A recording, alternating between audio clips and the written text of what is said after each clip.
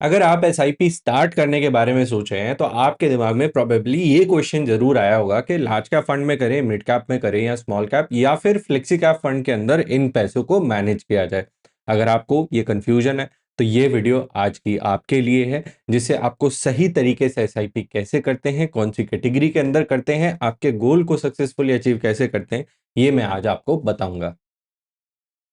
Most of the time पे जब भी एसआईपी करी जाती है तो अक्सर कौन सी कंपनी के म्यूचुअल फंड में एसआईपी करनी है इसके ऊपर बहुत ज्यादा बात की जाती है। जबकि एक्चुअल में सही सवाल ये है कि आप कौन सी कैटेगरी के अंदर अपनी एसआईपी करेंगे। वो सवाल सबसे पहले पूछा जाना चाहिए। क्यों? क्योंकि जिस भी गोल के लिए आप इन्वेस्टिंग कर रहे हैं, गाड़ी खरीदनी है, घर खरीदनी है, रिटायरमेंट प्लानिंग करनी है या फिर अपने बच्चों की शादी करनी है या उनकी एजुकेशन को कंप्लीट करना है, इन सारी चीजों के लिए अलग अलग तरीके के म्यूचुअल फंड सुटेबल रहने वाले हैं। और आप कितने टाइम पीरियड के लिए अपनी एसआईपी को चलाएंगे, ये भी बहुत ज्यादा इंपॉर्टेंट फैक्टर है आपकी सही तरीके की एसआईपी को डिसाइड करने के लिए। तो उसके ऊपर आज क्लैरिटी लेना बहुत ज्यादा जरूरी है, तभी आप एक सही तरीके से अपना पोर्टफोलियो डेवलप कर पाएंगे। अब एसआईपी तो बहुत सारे लोग करते हैं, बट एक्चुअल में एसआईपी क्यों करना चाहिए इसके ऊपर क्लैरिटी नहीं है। और कई बार कंफ्यूजन दिमाग में ये आता है कि क्या हमें लमसम यानी कि एक बार में पैसा उठा के डाल देना चाहिए, यानी कि 3 महीने एसआईपी ना करके किसी भी पर्टिकुलर टाइम पे 3 महीने के अंदर जब मार्केट सबसे नीचे हो उस टाइम पे लमसम उठा के डाल दे तो क्या ज्यादा रिटर्न आएंगे।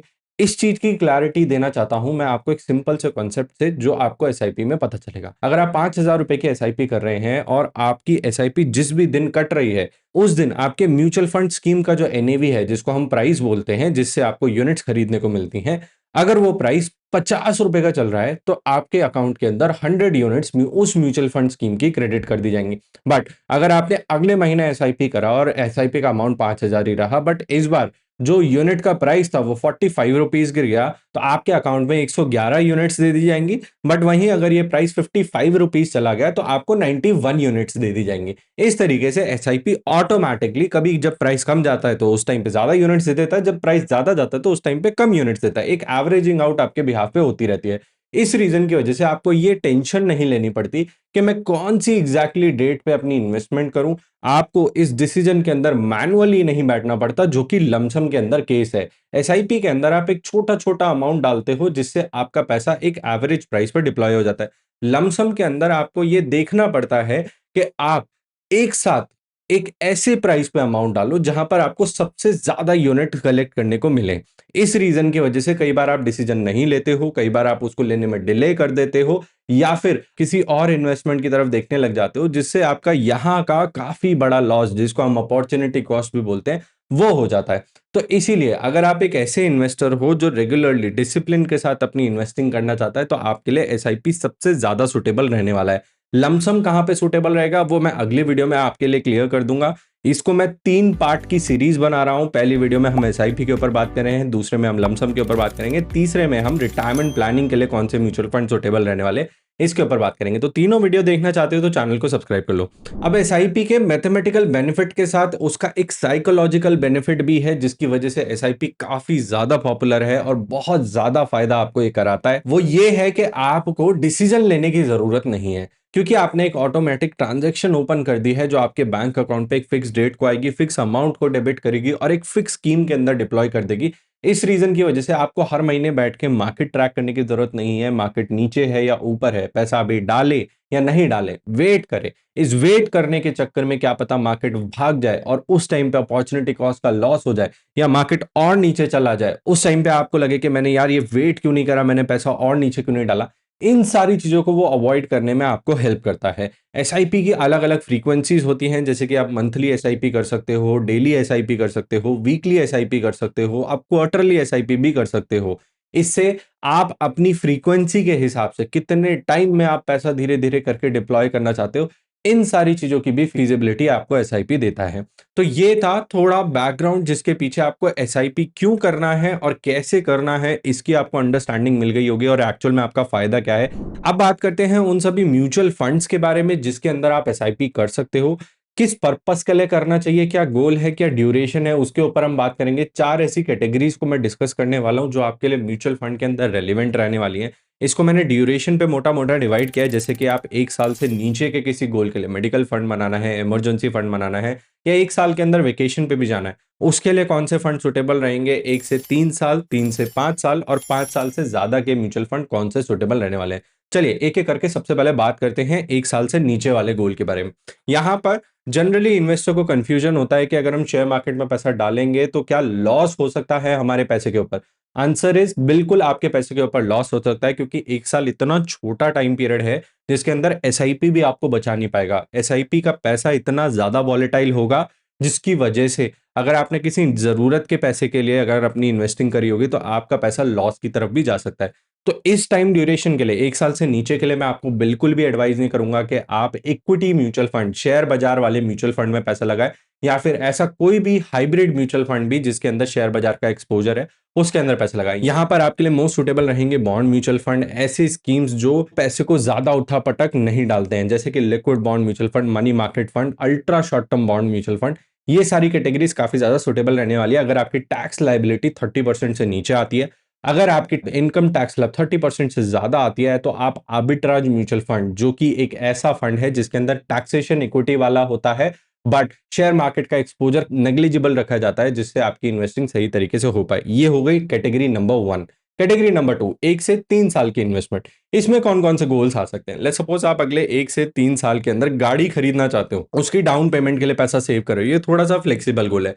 बट वहीं अगर आप 1 से 3 साल के अंदर अपने बच्चे को नर्सरी में एडमिशन कराना चाहते हो या फर्स्ट क्लास में एडमिशन कराना चाहते हो, तो ये थोड़ा सा जरूरत वाला यानी कि कम रिस्क वाला गोल रहने वाला है। तो इसके लिए आपको इक्विटी एक्सपोजर कम रखना पड़ेगा। तो पहली वाली कैटेगरी के अंदर आप ऐसे फंड्स को सेलेक्ट कर सकते हो जहां पे 30 से 50% के बीच में इक्विटी एक्सपोजर, जैसे कि कंजर्वेटिव हाइब्रिड म्यूचुअल फंड जिसमें 30% इक्विटी एंड 70% बॉन्ड्स के अंदर पैसा लगाया जाता है, या फिर बैलेंस हाइब्रिड फंड जैसे कि 50-50, 50 इक्विटी 50 बॉन्ड, इसके अंदर आप अपनी इन्वेस्टमेंट कंसिडर कर सकते हो। बट अगर आपका पैसा जरूरत वाला है, आप फीस के लिए सेव कर रहे हो, तो आप 15 टू 30% यानी कि 30% जैसे कि conservative hybrid and 15% equity savings fund, ये भी एक ऐसी कैटेगरी एग्जिस्ट करती है जहां पर आपको बैठ के अलग अलग इन्वेस्टमेंट करने की जरूरत नहीं है। आप खुद अपने गोल के हिसाब से फंड मैनेजर को बता सकते हो कि मुझे कम रिस्क लेना है, मेरा पैसा शेयर बाजार में कम लगाओ। अगर ये सारी चीजें आपको नहीं समझ में आ रही है तो मैं डिटेल में इसको संडे को हमारी 2 घंटे की मास्टर क्लास के अंदर क्लियर करता हूँ। पोर्टफोलियो कैसे बनाते हैं, पोर्टफोलियो रीबैलेंस कैसे करते हैं, स्कीम कैसे सेलेक्ट करते हैं, इन सारी चीजों को डिटेल में बताता हूँ। साथ ही साथ इस मास्टर क्लास के साथ हम आपको 2 घंटे का रिकॉर्डेड कोर्स भी देते हैं, मल्टीपल बोनसेस देते हैं, जिससे आपके लिए म्यूचुअल फंड इन्वेस्टिंग आसान हो सके। तो अगर आप इसको ज्वाइन करना चाहते हो तो लिंक मैंने डिस्क्रिप्शन में दिया हुआ है, आप इस मास्टर क्लास को लाइव आके मेरे साथ ज्वाइन कर सकते हो। नाउ आगे बढ़ते हैं, हम बात करते हैं 3 से 5 साल वाले गोल्स के लिए, जहां पर इन्वेस्टिंग थोड़ा सा फ्लेक्सिबल हो जाती है, आपका टाइम पीरियड बढ़ जाता है और आप शेयर बाजार के अंदर अपना एक्सपोजर ले सकते हो बेटर रिटर्न्स को जनरेट करने के लिए। बट यहां पर भी स्टेबिलिटी जरूरी है। फॉर एग्जांपल, आप अगले 5 साल के अंदर अपने बच्चे की शादी कराना चाहते हो, गाड़ी खरीदना चाहते हो, घर खरीदना चाहते हो या उसके लिए डाउन पेमेंट भी करना चाहते हो, इन सारे गोल्स के लिए आपको एक कॉर्पस बनाना है। बट क्योंकि टाइम पीरियड 5 साल से नीचे का है तो भी मार्केट में उठा पटक हो सकती है। मल्टीपल टाइम्स ऐसा हुआ है कि शेयर बाजार में 3 साल के ड्यूरेशन के अंदर 10 से 15% का क्रैश एक बार जरूर देखने को मिला है। तो इस रीजन की वजह से भी आपको अपना पैसा थोड़ा तो स्टेबिलिटी की तरफ रखना ही पड़ेगा। इसके लिए कौन कौन सी कैटेगरी सुटेबल रह सकती है? एसआईपी के फॉर्मेट में, जो कि है multi asset fund, second is aggressive hybrid fund, third is balance advantage fund. ये 3 ऐसी कैटेगरीज हैं जो कि 50 से 70% के बीच में शेयर बाजार का एक्सपोजर रखती है, 30 टू 50% के बीच में बॉन्ड्स का एक्सपोजर रखती है, ताकि पैसा ग्रो तो करे बट उसके साथ स्टेबिलिटी भी जनरेट करे। इस रीजन की वजह से ये वाली कैटेगरी 3 से 5 साल के गोल्स के लिए सुटेबल रहने वाली है, ताकि आपका पैसा स्टेबिलिटी के साथ ग्रो करे। फाइनली लास्ट में बात करते हैं 5 साल से ज्यादा के टाइम ड्यूरेशन वाली। अब 5 साल में आप अपर लिमिट देखोगे तो आप 10 साल भी इन्वेस्ट कर सकते हो, 15 भी कर सकते हो, 20 भी कर सकते हो, 50 साल भी कर सकते हो। It is totally dependent on you, आप कितने साल के लिए इन्वेस्टिंग करना चाहते हो। बट यहाँ पे बहुत सारी ऐसी इक्विटी फंड की कैटेगरीज अनलॉक हो जाती है, क्योंकि 5 साल के अंदर ऑन एन एवरेज जो इक्विटी मार्केट है, जो शेयर बाजार है, वो बुल, फ्लैट और बेयर मार्केट तीनों को कवर करता है, जिससे आपके पैसे के ऊपर जो एवरेज रिटर्न आपको स्क्रीन के ऊपर देखने को मिलता है उसको बनाने की पॉसिबिलिटी बढ़ जाती है, लॉसेस करने की पॉसिबिलिटी कम हो जाती है। बट यहाँ पर भी थोड़ा-सा ध्यान देके चलना है, आपको कैटेगरी वो सेलेक्ट करनी है जो आपके हिसाब से सही बैठे। तो मैं एक-एक करके सभी कैटेगरीज़ के बारे में आपको बताता हूँ।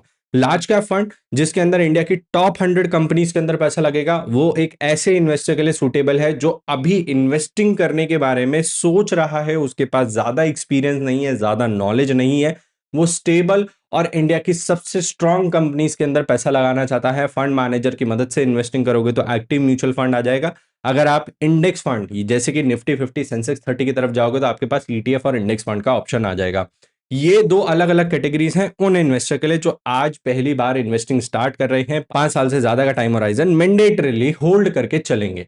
इसके बाद आता है थोड़ी सी एग्रेसिव कंपनीज जिसको हम बोलते हैं mid cap mutual fund. India की 101 से लेके 250 कंपनीज यानी कि टोटल 150 कंपनीज जो लार्ज कैप के कंपैरिजन में ज्यादा एग्रेसिव होती हैं। इसके अंदर ऐसी कंपनीज भी ढूंढ के निकल सकते हैं जो आने वाले टाइम की मार्केट लीडर बन सकती हैं। इस कंपनीज का रिस्क जो है वो लार्ज कैप के कंपैरिजन में ज्यादा होता है, बट एक्सपेक्टेड रिटर्न यानी कि यहां पर इन्वेस्टर की एक्सपेक्टेशन होती है कि वो लार्ज कैप कंपनीज से थोड़ा सा बेटर रिटर्न ही बना के दे। उस तरीके की मिड कैप कंपनीज आपको देखने को मिल जाएगी।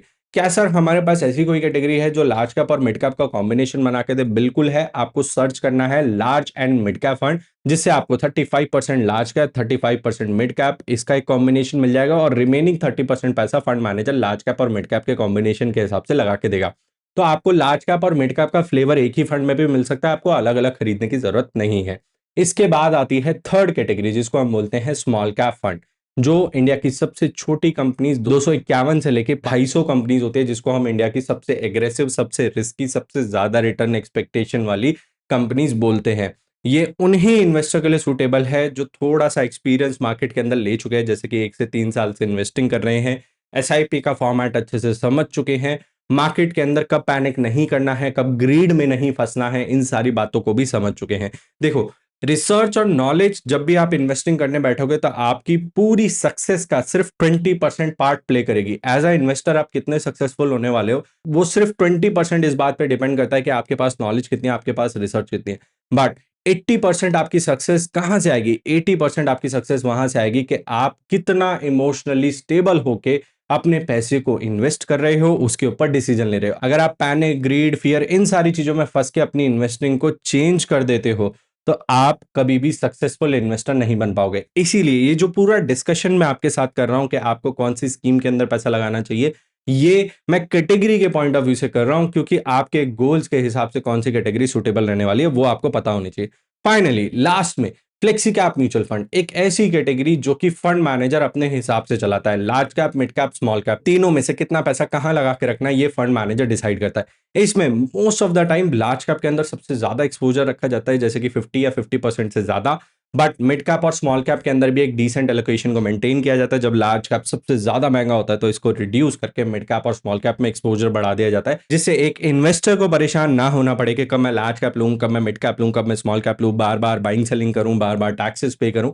इन सारी चीजों से बचने के लिए इन्वेस्टर के लिए सही तरीके से इन्वेस्टिंग की जाती है। और ये भी एक ऐसी कैटेगरी है जो न्यू इन्वेस्टर के लिए काफी ज्यादा पॉपुलर होती जा रही है। पहले लार्ज कैप फंड सबसे टॉप पर आता था जितना पैसा उस स्कीम के अंदर इन्वेस्टेड है। आज की डेट में फ्लेक्सी कैप फंड्स ने उन्हें ओवरटेक कर लिया। काफी सारे popular flexi cap funds market के अंदर अवेलेबल है। उनको डिटेल में कैसे स्टडी करते हैं, उनकी स्कीम डिटेल्स को कैसे स्टडी किया जाता है, वो आपके लिए सूटेबल है या नहीं है, ये भी सारी चीजें हमने हमारे डिटेल्ड कोर्स के अंदर बताई हुई हैं जो आपको मास्टर क्लास के साथ मिल जाएगा। उसको आप जाके ज्वाइन कर सकते हो। Finally this was whole on discussion of how you plan your SIP, कौन सी कैटेगरी के अंदर करना चाहिए। अगर आपके दिमाग में कोई स्पेसिफिक गोल है जो आप एक्स ईयर्स के अंदर अटेन करना चाहते हो, फॉर एग्जांपल आप शादी करना चाहते हो 5 साल के अंदर से करना चाहते हो और आपका बजट क्या है, अगर आप इस तरीके से अपने गोल्स मुझे कमेंट सेक्शन में बताओगे तो आने वाले टाइम में मेरे पास आपके लिए बहुत ही स्पेसिफाइड वीडियोस बनाने के लिए टॉपिक्स होंगे। तो आप इस चैनल को सब्सक्राइब करो, कमेंट्स में अपने क्वेरीज लिखो, अपने गोल्स मेरे साथ शेयर करो, ताकि मैं आपके लिए और भी इंफॉर्मेटिव वीडियोस आगे बनाता रहूं। वीडियो में एंड तक बने रहने के लिए बहुत बहुत थैंक यू। अगर कोई अपनी एसआईपी स्टार्ट करना चाह रहा है तो उसके साथ इस वीडियो को जरूर शेयर करना, क्योंकि सही नॉलेज इंडिया के अंदर इन्वेस्टिंग से रिलेटेड बढ़ाना हमारी और आपकी दोनों की जिम्मेदारी है। Mutual fund investments are subject to market risk. Read all scheme related documents carefully.